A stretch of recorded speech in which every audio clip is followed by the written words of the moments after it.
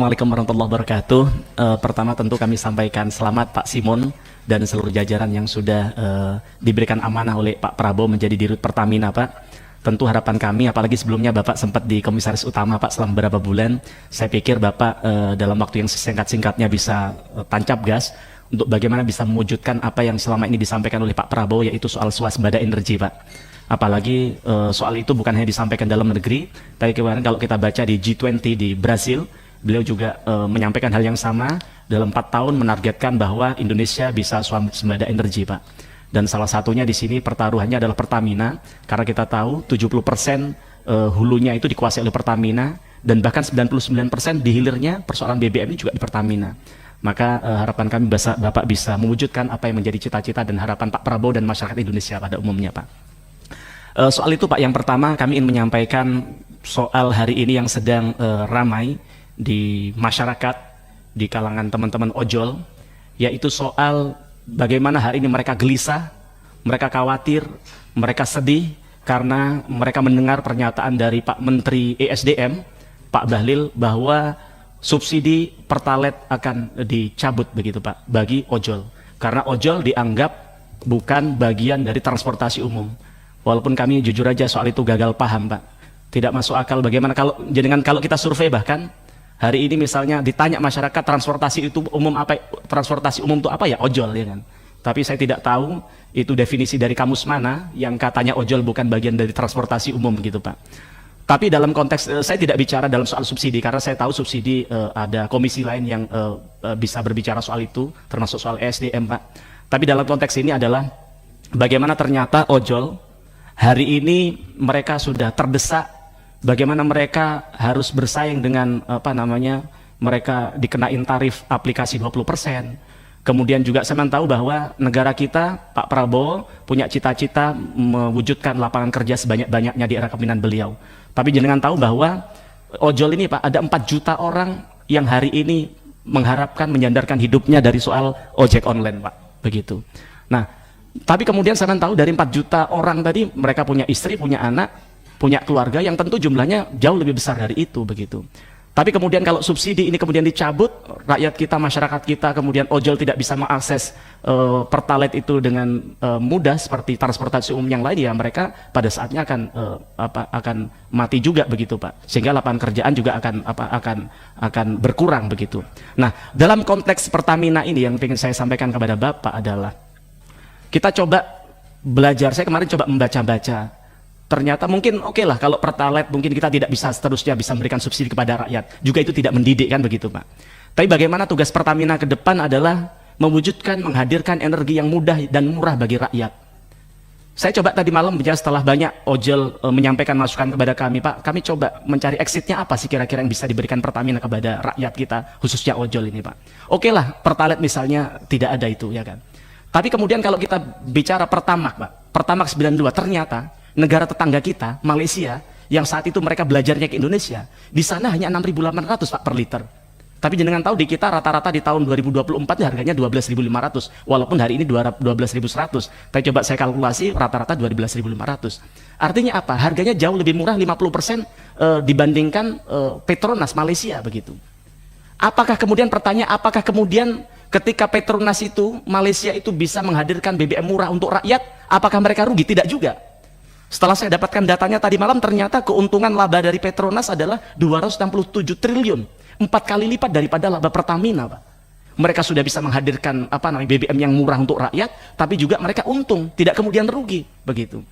Nah, maka ini tantangan bagi Pertamina, bagi Pak Simon. Apalagi kalau tadi lihat Bapak semangatnya, Bu pimpinan kita bilang sampai subuh Bapak siap, ya betul, Bapak terverifikasi sebagai lulusan Taruna Nusantara, Pak. Nah, jadi harapan kami, Bapak, kami minta kepada Bapak, kira-kira mungkin kita tidak muluk-muluk, Pak. Kita tidak minta rakyat kita subsidi, rakyat kita bukan pengemis, Pak. Mereka kerja keras yang malam ojol ini, Pak. Coba sekali-kali Bapak naik ojol, Pak. Masya Allah, Pak, mereka ini kadang untuk bayar SPP anaknya loh tidak bisa, Pak, begitu. Maka kalau sampai kemudian subsidi ini dicabut oleh pemerintah, maka Pertamina harus hadir, bagaimana menghadirkan Pertamax bisa setidaknya, kami tidak muluk-muluk seperti Malaysia sudah. Bisa nggak 8.000 ya kira-kira? Setara dengan misalnya Pertalite deh misalnya, kan begitu.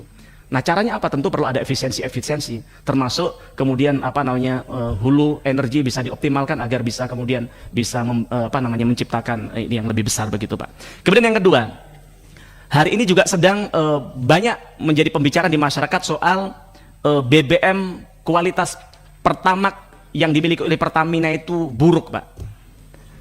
Kalau kemarin kemudian setelah ada viral yang kasus sepeda motor macet itu, setelah ada kasus sepeda motor macet itu, kemudian dari pihak Pertamina menyatakan setelah diuji oleh PIPB ternyata katanya itu bukan karena faktor Pertamax, tapi memang karena faktor motornya, mobilnya yang memang tidak fit begitu.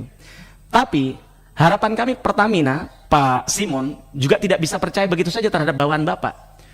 Masa sih jutaan rakyat Indonesia kalau saya scroll di TikTok itu, Pak, itu mengatakan hampir yang bahasanya sama, salah satunya mereka bilang apa, Pak, ketika saya ambil garis benang merahnya, ternyata hampir semua mengatakan bahwa kualitas Pertamax ini ketika orang isi Pertamax milik Pertamina ini, Pak, motornya berbet, Pak, yang kemudian lama-lama motornya macet dan rusak. Dan ini bukan 1-2 orang, Pak, ribuan. Saya tidak bisa hitung lagi berapa jumlahnya, Bapak bisa tim Bapak bisa hitung itu. Kalau perlu ditindaklanjuti, ditanya namanya siapa, alamatnya di mana, ininya apa, ya kan. Jadi harapan kami agar kemudian kualitas Pertamina, integritas Pertamina bisa dijaga, agar apa yang sudah dilakukan oleh funding father kita yang bersusah payah menciptakan Pertamina ini, agar bagaimana bisa kepercayaan bisa tetap terjaga. Karena jenengan tahu, seperti di dapil saja Pak, kan mohon maaf, orang beli mobil tidak semudah Bapak beli mobil, Pak. Mereka harus kredit bertahun-tahun, sehingga ketika punya mobil mereka harus elus-elus bagaimana dia mengelus-elus istrinya di rumah, betul itu, Pak. Nah, sehingga ketika dia punya mobil, mereka memikirkan bagaimana ini bisa dapat BBM yang sehat dan baik untuk mobilnya.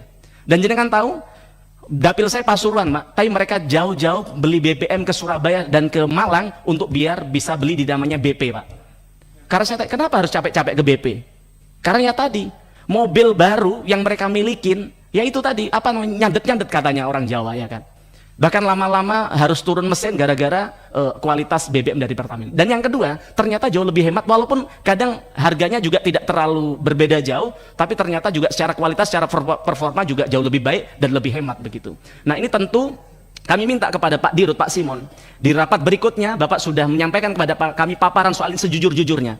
Dan kami minta tindak lanjutin itu, Pak. Jangan didiamkan itu masyarakatnya di media sosial itu, Pak. Maka harapan kami, kalau memang Pertamina ini sudah tidak bisa menghadirkan BBM yang murah, tidak bisa menghadirkan BBM yang berkualitas, bubarkan saja sudah, Pak. Kasih Petronas sudah masuk ke bangsa kita untuk bagian menghadirkan BBM murah. Buat apa kita bicara soal kedaulatan energi, tapi kemudian rakyat kita harus dijerat dengan harga BBM yang mahal, harus ditipu dengan diberikan BBM yang tidak berkualitas. Kita harus bagaimana belajar dari BP AKR atau apa itu, dan kemudian sel yang jauh lebih berkualitas padahal tidak difasilitasi oleh bangsa kita, oleh negara kita untuk menghadirkan BBM di tengah-tengah masyarakat. Kemudian yang ketiga, tadi Pak Wadir tadi menyampaikan bahwa soal solar ini sekarang sudah 100% terdata dengan baik. Bahkan pakai QR untuk bagaimana mereka orang yang mau ngisi solar. Panjenengan tahu, Pak, bahwa banyak hari ini di luar Jawa, bahkan di tempat kami di Jawa Timur, di kota besar Surabaya, Sidoarjo, ada mafia solar yang masih ongkang-ongkang kaki, hidup lenggang menjalankan solar subsidi dijual dengan solar industri, Pak. Itu banyak, dan saya yakin Bapak pasti dengar itu. Ya tidak perlu disebut di sini, tidak etis kan begitu, Mas. Tapi kesimpulannya ya Bapak, ya kita mohon maaf, ini seperti bau kentut kan, Pak, ya kan. Baunya ada, tapi dilihat tidak ada. Nah, bahkan si urusan solar subsidi yang dijual ke solar industri tidak seperti bau kentut, Pak. Ini kelihatan orangnya siapa, baunya di mana, ya kan, dan siapa yang memfasilitasi. Tapi saya tidak tahu kenapa Bapak tidak bisa bergerak. Bapak sudah punya data. Jangan-jangan dari 100% data yang Bapak punya tadi, sekian persennya fiktif yang kemudian dimanfaatkan oleh oknum-oknum tadi itu, Pak. Maka harapan kami, Pak Simon, yang kami bersyukur, kami lihat profil Bapak sangat luar biasa. Kami berharap banyak agar kita di Komisi 6 ini tidak hanya sekedar rapat, tidak hanya sekedar formalitas, tapi ada sesuatu yang kita lakukan untuk bangsa dan negara kita di tempat ini, salah satunya soal ojol dan soal kualitas BBM tadi itu. Kemudian selanjutnya, Pak, soal harga aftur. Kami mengapresiasi tadi Bapak sampaikan di salah satu anak usaha Bapak ada namanya Pelita Air, Pak. Kami jujur kami apresiasi ke Pelita Air. Pak Dirut tadi mana Pak Dirut Pelita Air? Hebat ini, Pak. Karena saya tidak kenal, saya baru tahu hari ini, tapi kami kalau ke daerah sekarang nyari pesawat yang on time, yang ekonomis ya Pelita Air, Pak. Nah, tepat waktu juga kata Pak Andri. Saya nggak tahu ke Padang ada nggak, Pak? Kayaknya belum ada. Oh, ada sudah, ya. Oh, sehari sekali ya. 3 kali sehari. Tapi maksud kami apa, Pak? ini kan mafia penerbangan kan tidak bisa diberantas begitu saja, Pak. Kita bisa bicara saja soal Lion Air yang bikin tarif yang ugal-ugalan. Bapak tahu, kemarin saat pertandingan Jepang Indonesia, itu saya cek harga tiket masyarakat Jepang berpadaan lagi berbondong-bondong Indonesia, paling mahal hanya 5 juta Pak dari Jepang ke Indonesia. Tapi di hari yang sama, saya cek penerbangan dari Jakarta ke Labuan Bajo Pak 6 juta Pak. Jauh lebih mahal di dalam negeri kita daripada orang dari Jepang ke Indonesia.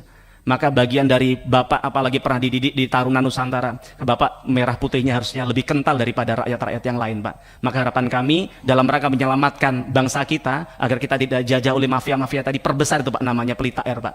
Karena pesawatnya sudah bagus, bersih, tepat waktu dan terjangkau. Kalau perlu bisa-bisa ya seperti yang target yang sudah dilakukan oleh Pertamina ini, salah satunya adalah membantu pemerintah untuk menurunkan harga tiket dengan menurunkan harga aftur. Tapi apakah dengan menurunkan harga aftur 10% tadi sudah cukup untuk rakyat kita? Tidak, ya kan? Karena hari ini juga harga tiket masih mahal. Maka solusi lain adalah bagaimana Bapak bisa mendorong agar orang, kalau zamannya di Inka Pak, semantau kereta api sampai hari ini, walaupun Pak Jonan sudah berapa puluh tahun lalu jadi dirut KAI, tapi orang kalau lihat KAI selalu ingat namanya Pak Jonan. Maka kami pengen ketika orang diingat namanya Pelita Air, dia ingat namanya Pak Simon Pak ke depan, gitu Pak ya.